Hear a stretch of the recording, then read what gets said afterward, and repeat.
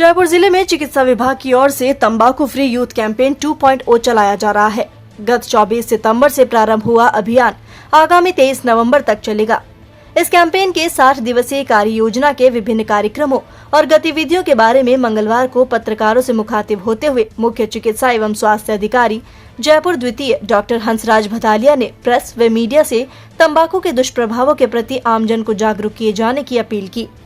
उन्होंने कार्य योजना की जानकारी देते हुए बताया कि कैंपेन के अंतर्गत जिले में ब्लॉक व ग्राम पंचायत स्तर पर विभिन्न गतिविधियों का आयोजन कर आमजन को तंबाकू सेवन के खतरों के बारे में जागरूक किया जा रहा है। कार्य योजना के तहत जनप्रतिनिधियों के सहयोग से बैठकों में तंबाकू मुक्त ग्राम पंचायत का प्रस्ताव लिया गया है। प्रत्येक पंचायत में रोल मॉडल बनाए गए हैं जो कि आमजन को तंबाकू उत्पादों का सेवन नहीं करने हेतु प्रेरित करेंगे।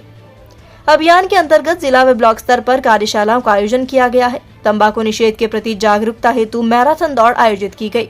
हस्ताक्षर अभियान का भी आयोजन किया जा रहा है। वहीं जिले में सेल्फी कॉन्टेस्ट भी चलाया जा रहा है जिसमें युवा वर्ग बढ़ चढ़ कर हिस्सा ले रहा है।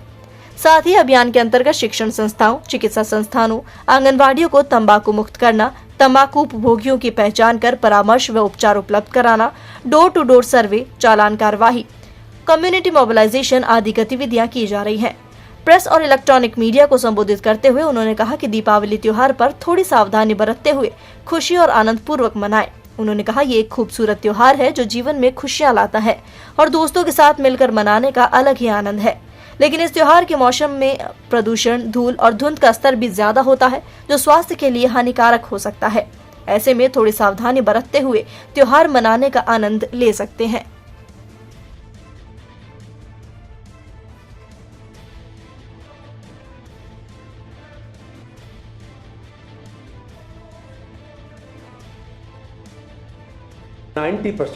एक सर्वे बताता है कि 90% जो मुख्य कैंसर होते हैं वो तंबाकू, मुख्य ओरल कैंसर वो तंबाकू के सेवन से होते हैं। तो जरा सोचो, आज हम हॉस्पिटल में जाते हैं, आप कैंसर हॉस्पिटल कभी जाइए, विजिट कीजिए, मैंने भी की है, और लोगों को बताइए किस परिस्थिति में जूझ रहे हैं। पूरा मुंह कटा हुआ उनका, उनकी सर्जरी हो रही है, बड़ा मुश्किल हो रहा है।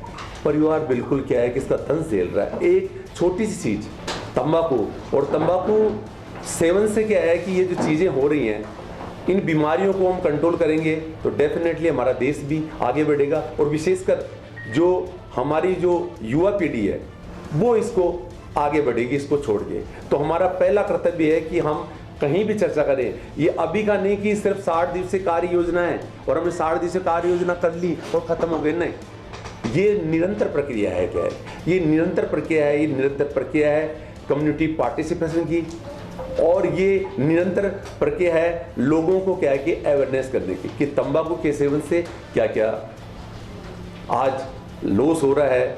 ऐसे ऐसे देखे आपने कभी 25 साल की लड़की को कहा कि कैंसर हो गया, बताओ उसकी ज़िंदगी क्या है, उसकी लाइफ एक्सपेक्टेंसी घट गई है, उसकी क्वालिटी ऑफ लाइफ घट गई है, वो कुछ नहीं कर पा रहा। तो हमारे लिए बहुत ज़रूरी है कि हम, हमारा पूरा परिवार, हमारा पूरा समाज, हमारा पूरा देश एक साथ, ये मैं तो कह रहा हूँ, एक साथ पढ़ ले कि तंबाकू को बिल्कुल ही छोड़ दें। हमारा देश ही, नॉट ओनली राजस्थान, हमारा पूरा भारत देश ही तंबाकू से फ्री हो जाए। तो आज जो हम इन चीज़ों से गुजर रहे हैं, जिस प्रकार हम दर्द झेल रहे हैं बीमारियों का, वो कम से कम हो। सर, जो बरसों से तंबाकू का सेवन कर रहे हैं तो उनको आप क्या सलाह देना चाहेंगे कि दवाई से छूटेगा या फिर मन की शक्ति? देखो, दो चीज़ें होती हैं। देखो दवाई एक दवाई है।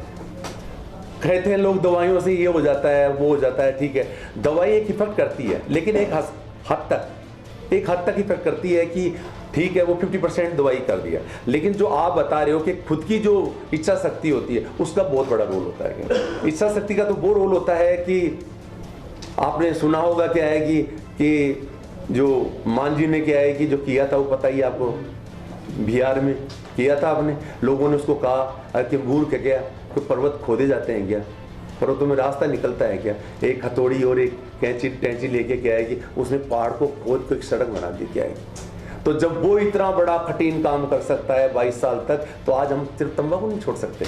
इसमें क्या है? कुछ भी नहीं है।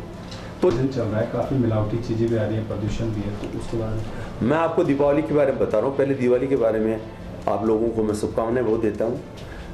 दीपावली एक खुशी का त्यौहार है और हम खुशियाँ मनाते हैं। और यदि परिवार और दोस्तों के साथ यदि हम दीपावली साथ में मनाएं तो अपनी खुशियाँ दुगनी हो जाती हैं। क्या है अब दीपावली के जो मैं बता रहा हूँ क्या क्या किन चीज़ों को बचाना चाहिए। दिवाली पर तो प्रदूषण बहुत होगा, धूल होगी, कण उठेंगे, पोल्यूशन बहुत ज़्यादा होगा।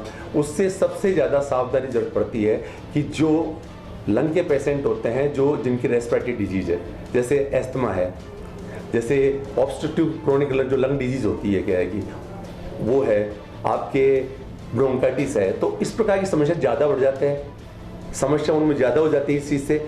और क्या है कि जो नए लोग उनमें भी ये बीमारी आ जाती है। तो हम कम से कम क्या है कि दिवाली भी मनाएं तो देख के मनाएं, सुरक्षित रूप से मनाएं, प्रदूषण मुक्त क्या है दिवाली मनाएं।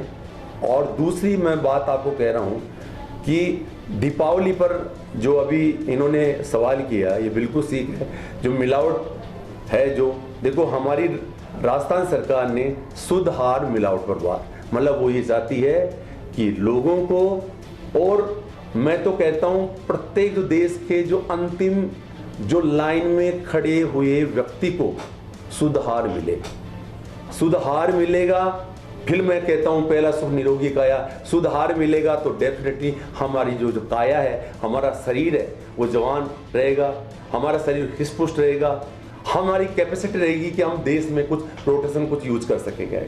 यदि हमें शुद्ध हार ही नहीं मिलेगा तो फिर हम कैसे अपेक्षा कर सकते हैं कि हमारी आने वाली युवा पीढ़ी बहुत अच्छी तरह चले और अच्छे से काम करें। तो हमारा तो यही है कि शुद्ध हार मिलावट पर वार। जहां भी कहीं नकली होता है, हमने नंबर भी दे रखे हैं कंट्रोल रूम में, हमने क्या है कि हमारे खुद के नंबर भी दे सक रहे हैं, हमने 10-20 ऐसे लोग हैं छोड़ भी रखे हैं हमने कि हमें ऐसे बताओ। क्योंकि कारण है कि एक आदमी चना नहीं फोड़ सकता, वो कहता है कि भाई एक आदमी कुछ नहीं कर सकता, एक आदमी ना, यूनिटी है। हमारे सब लोग क्या है कि देते हैं भाई यहाँ नकली मावा बन रहा है, नकली पनीर बन रहा है, तो वहाँ हमारी टीम तुरंत जाती है। और किसी भी हालत में हम बर्दाश्त नहीं करेंगे, ये बिल्कुल ही साफ है। यदि कोई मिलावटखोर है और जो अनसेफ फूड देता है, उसको किसी भी हालत में क्या है कि हम बर्दाश्त नहीं करेंगे। उस पर जो कानून के अंतर्गत जो कार्रवाई होती है, सख्त से सख्त, वो हम सख्त कार्रवाई करेंगे। और अभी भी हमारा निरंतर अभियान चल रहा है। और ये नॉट ओनली दीपावली पे नहीं, फिर मैं कह रहा हूँ जैसे तंबाकू वाली बात है, मैं इस पर भी ये कह रहा हूँ कि शुद्ध और मिलावट पर वार, ये तो क्या है कि पूरे साल भर चलना चाहिए। क्योंकि ऐसा तो नहीं है कि हम दीपावली पर खाना खाते हैं बाकी खाते ही नहीं है।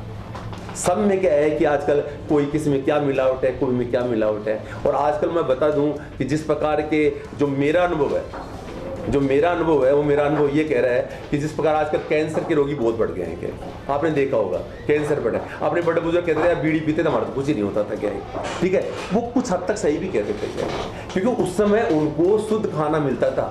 आज गंदे नालों में सब्जियां उगा रहे हैं, वहाँ हैवी मेटल्स डाल रहे हैं, वो डायरेक्ट कार्सिनोजेनिक अपन ले रहे हैं, मिठाइयों में कार्सिनोजेनिक ले रहे हैं। क्या है कि लोग रंग मिला रहे हैं, लोग क्या है कि पानी से यूरिया मिला रहे हैं। अब जरा सोचो वो यूरिया जाके हमारे शरीर में क्या करेगा, वो तो